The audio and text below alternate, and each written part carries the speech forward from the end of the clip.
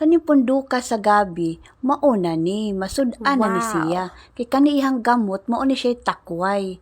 Bahalag unsa ni siya kalapok, kakatol, o kabanwa, basta walay bitin, sud-an na ni, sige, atak!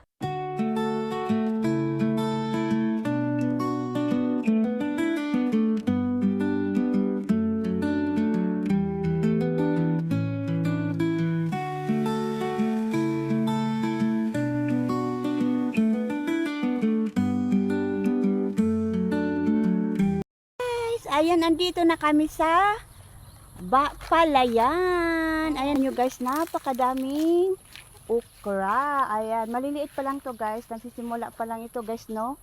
Nagsisimula pa lang na munga ang okra. So, ayan, napakadaming gulay dito guys. So, kung ano makikita natin na gulay ngayon, syempre dadalhin natin para pang-ulam mamayang hapon. So, ayan. Guys, sa likod ko guys, no? Tingnan nyo, napakagandang view ng palay guys. Ayan, no, yung iba dito guys nag-ani na sila guys ng kanilang palay. Yung iba dito guys, yung iba naman is kakabunga pa lang ng kanilang palay. Diretati na.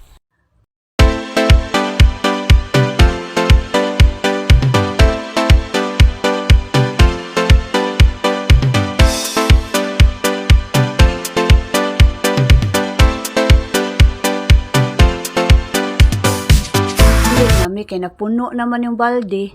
Bitaw joke ra bitaw to, bisag 5 lang kilo gud tunga sa balde. Kapoy di kay tuwad-tuwa didto. Mao ning tunga sa balde nga takway akong nakuha, daghan man dai no. Bitaw joke ra to. Hasa ko sa bisagdan og lain nga gulay sa daraton takway nga giwa-hiwa. Daghan siya oy, usa ni kapamilyahan ang makakaon. Atay okra, talong ug alugbati. So atong rekados kay simple lang kaayo pang probinsya ba.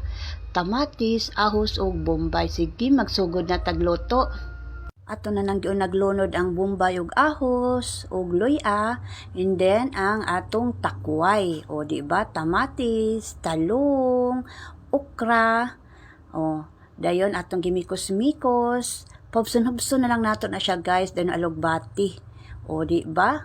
Luto na pagkadali ra sud-an ra dayon. O, kakaon ng tibuok pamilya. So, ayan guys, gihaon na nako. Pagkalami ani guys, no? Yan, mga unta.